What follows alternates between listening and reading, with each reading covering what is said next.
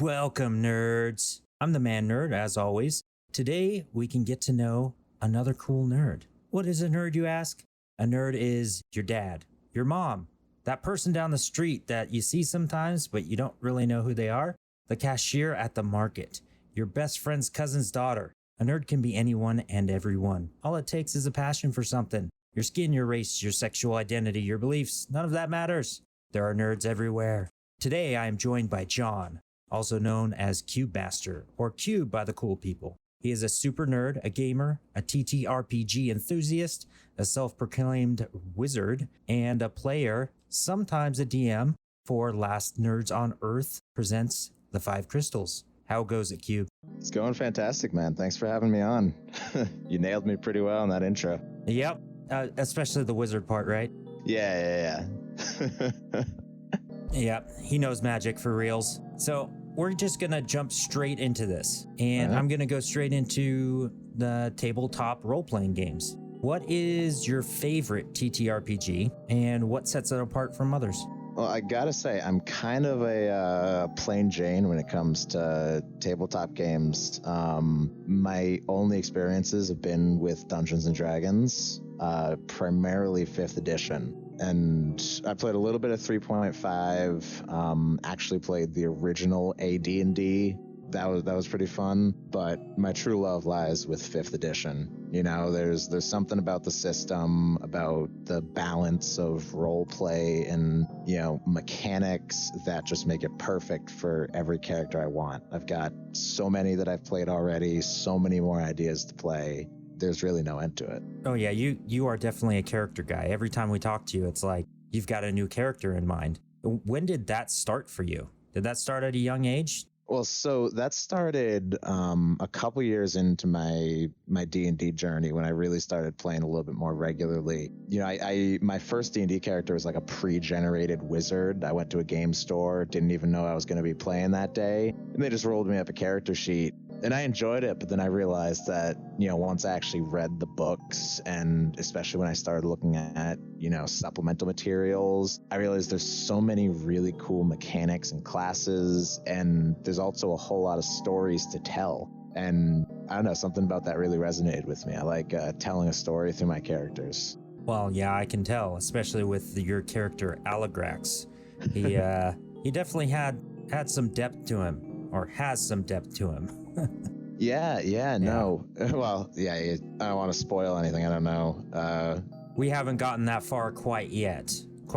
We talked about in previous interviews about a tragedy, but we didn't really talk about what happens. But it definitely changes the game for us, for sure. I do have to say, yeah, that put a bit of a halt on his character progression, which really, it kind of killed me because, you know, we were just getting to some good parts with Aligrax. So good. Yeah, well, all you listeners out there, you're just going to have to wait and find out. The new episodes are coming. I've got one already going that's going to be out July 4th. So this will probably be out actually after July 4th. So just keep an eye out. We're almost getting to that tragedy. So you'll see what happens. We're way ahead in actual playtime.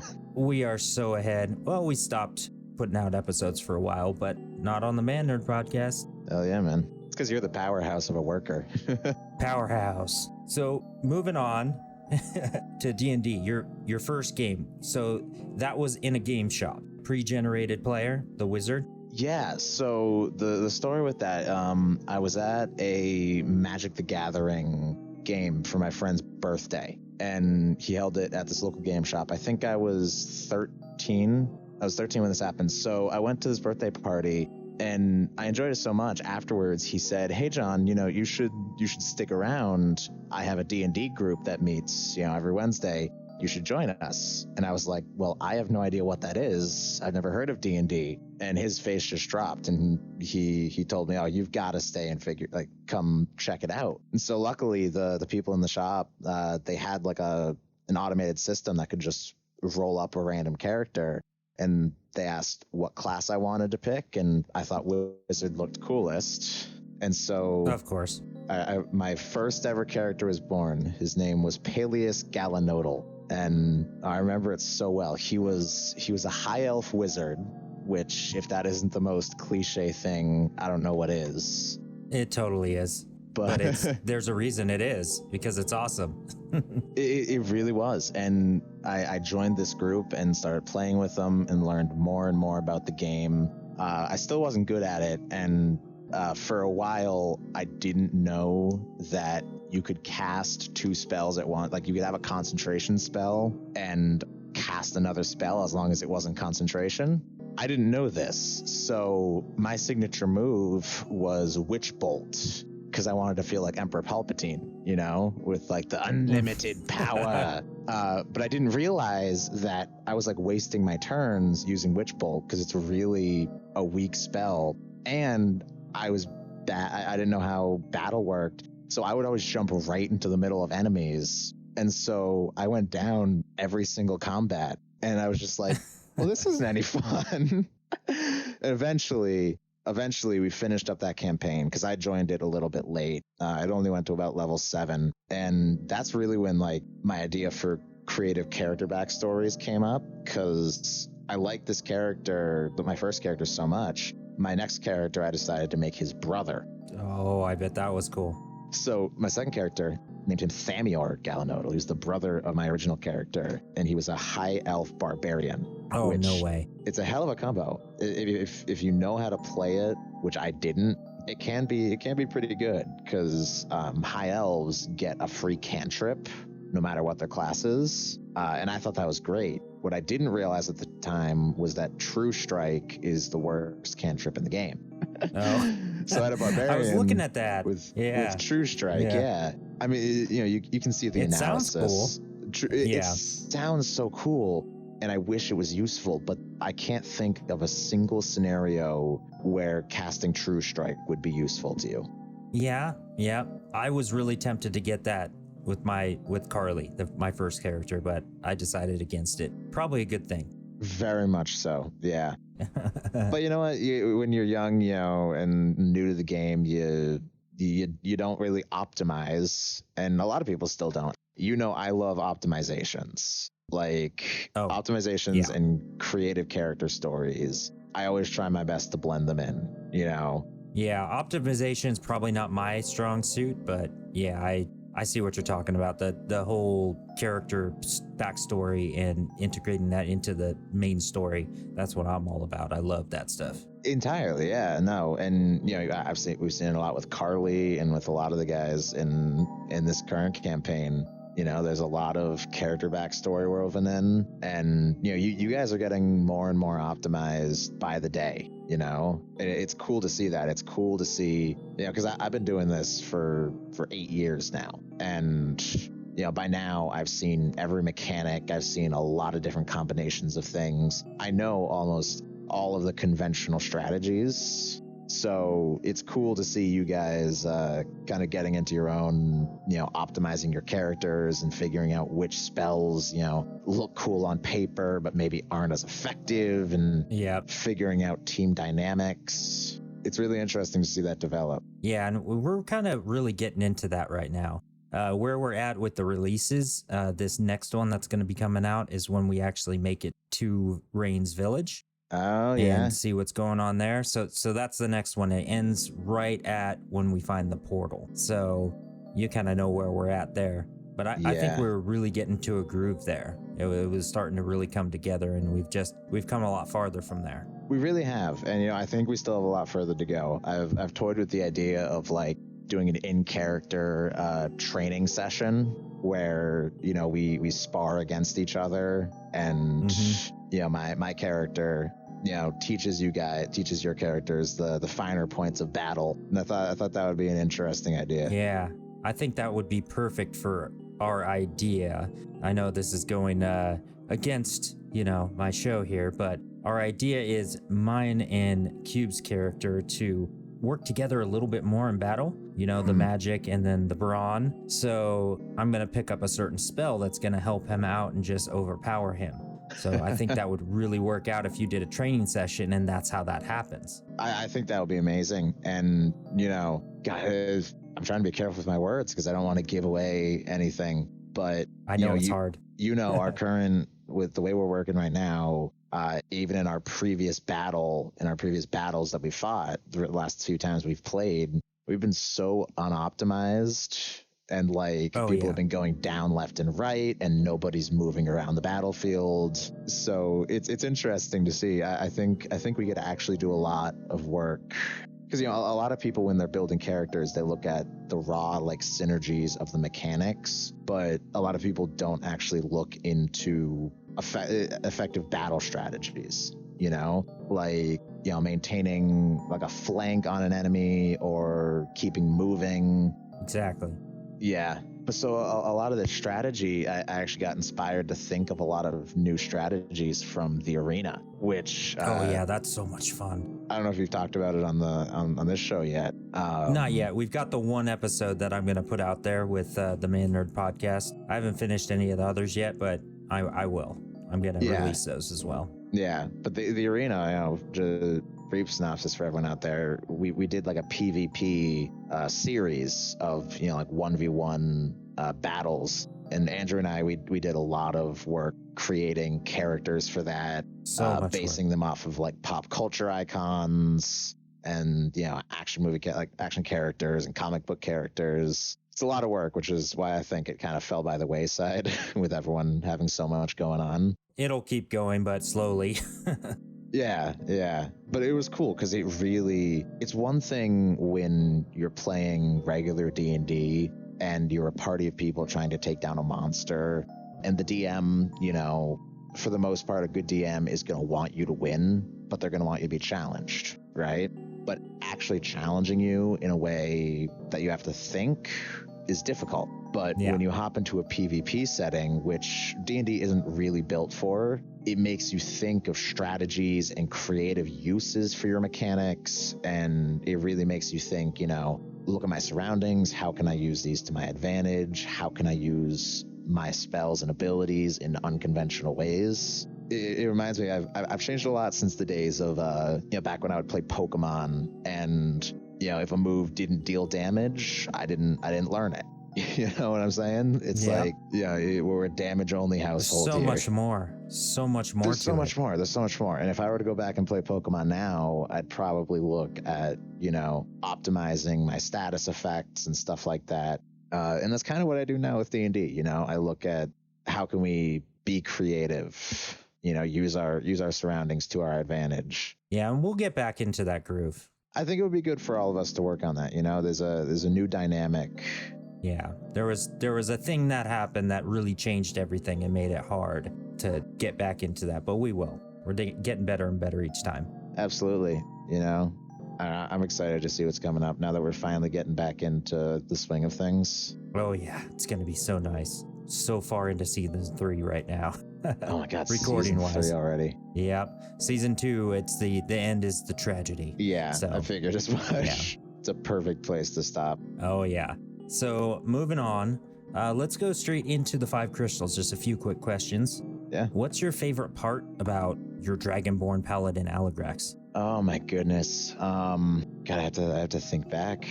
Aligrax was a character that I really enjoyed playing. Wish I had picked a better voice for him early on, but it's still distinct. It is. It's just deeper than my normal voice and hard to keep up with sometimes. But what I really love about Aligrax is I took, one of the traditional-ish backstories of, my parent died and now I'm going out and, traveling the world for some reason, and kind of worked with that a little bit in what I think is a somewhat original way.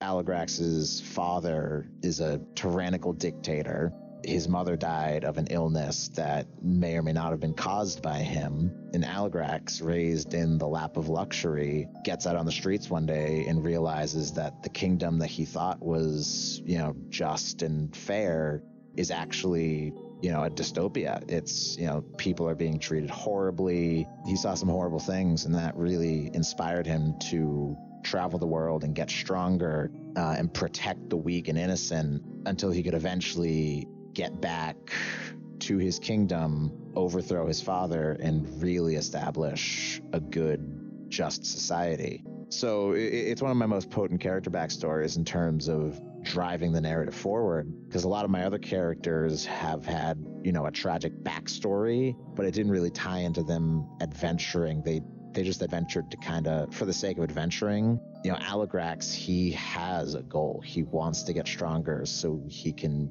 take back his kingdom. And that was always just really fun to role play. And I got little tidbits of that, but not all of it. So that's cool to hear that, put out there like that. And we didn't get a chance to really, go to your kingdom and see any of this or hear all of it. So that's kind of cool. Yeah. And who knows, maybe we'll go to your kingdom at some point. It could happen. Still happen. I was talking with Jack, surrounding the tragedy, and we were both on the same page that, it would work really well if that storyline continued. Mm-hmm. Even in lieu of everything that happened, it would really tie together a cohesive world. So I don't know if he's remembered that. Hopefully he has, because I would love to see that, especially just for your guys' characters. Oh yeah. Now moving on into the 5 crystals, let's just end this part at 2 more questions. All right. Your favorite part about the campaign so far, and if it's past the tragedy, where I told you we're at. If it's big spoiler, you can just, make it vaguish. Yeah. God, that's a hard one. There have been so many highlights throughout the campaign, but I think my favorite part about the campaign is that we've really managed to have some deep character interactions. Like I'm pretty sure you already know the episode I'm thinking of, and I'm pretty sure it aired already, right? Oh yeah, it aired. Yeah, that was the 2 first episodes of season 2. Yeah.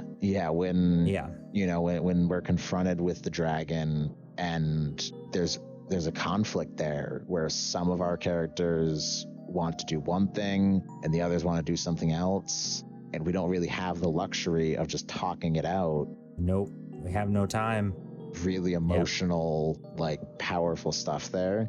Oh, and what that pushed Aligrax to do? Oh, yeah. That's to take that deal. Yeah. It's what I live for, is those character moments, those conflicts and interactions. It's something that a good part of our campaign has been lacking. We go sessions at a time without any character interaction between us, anything significant.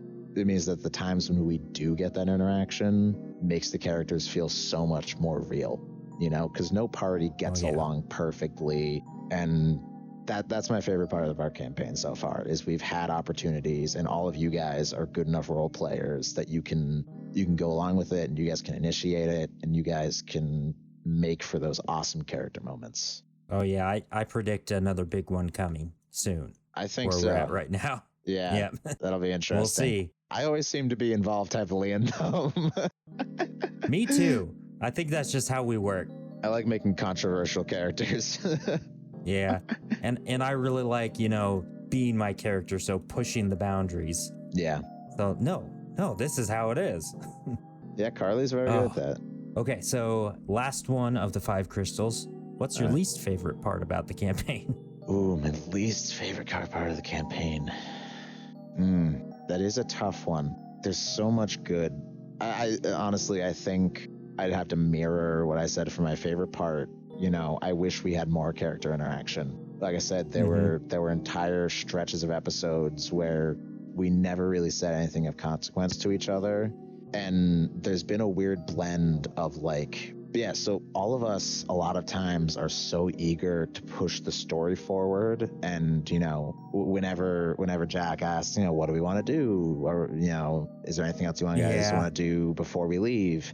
you know, there's so many opportunities I kind of see where we could slip some good character moments in, some dialogue, some interactions. But, you know, I'd love to see a more human aspect to our characters in just the downtime. You know, I want to role play the day to day, you know, like I may know a lot about Carly's motivations as, you know, as a character and what you go out and fight for.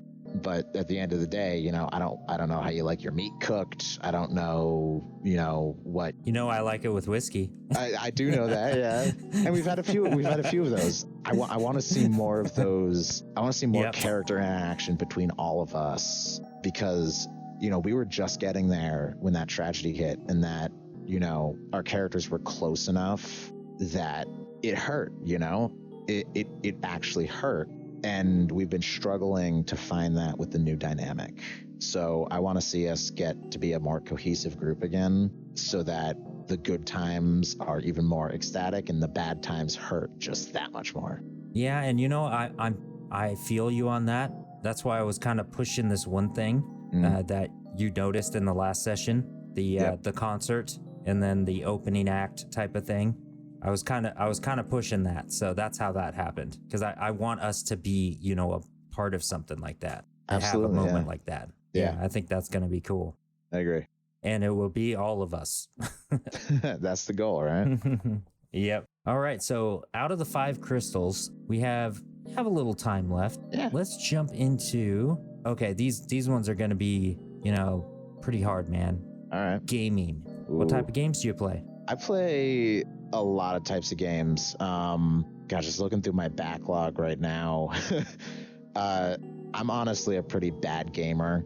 Not even so much as like I don't have skill, but as I get bored with games really quickly, and I hate myself for it, because I'll get halfway through a game and then stop playing it because I get bored, and then I'll pick it up 6 months later, won't remember what happened, have to start from the beginning, and I'll just repeat that cycle, you know? Over and over. Like, that's why I love RPGs, and I like video game RPGs, but I can't play them for some reason. Like, I've been trying to get through The Witcher 3 for like 3 years, but I get like partway through the game, and then I just get intimidated by how much there is left, and like a new game comes out that I want to play, and I'll go and play that. And so it always just, I can never manage to stick it all the way through. But there's a few games that I have done. You know, I like some puzzle games. I like action adventure stuff. I'm a really big fan of like Dark Souls and those sorts of games. Those are good games. You know, I'm pumped for the new game from them, Elden Ring. I don't know if you've followed I haven't news seen about that. No. They're coming out with a new game in 2022, and it looks incredible. You know, I'm playing Sekiro right now, which is their most recent game, and it's just a blast. Oh yeah, I haven't played those games, but I've seen people play, and they look pretty cool. Yeah. This is where the hard stuff's gonna come in here. Mm-hmm. Skyrim or Grand Theft Auto?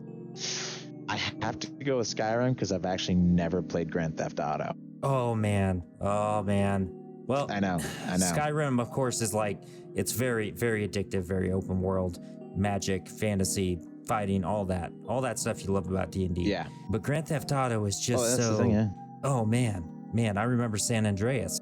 Oh, and you could do so much with it, mods. Oh, it's crazy. That's the thing, though. You know, like I just said, I am so different when it comes to video games versus like D&D. Like in D&D, I want to have like so many options. I want to have downtime. I want to have, you know, the minuscule parts of life. When I'm playing a video game, I really kind of want to be railroaded, you know? Like, I thrive best when a game has a linear path, maybe with like a few side quests, a few things to go here or there.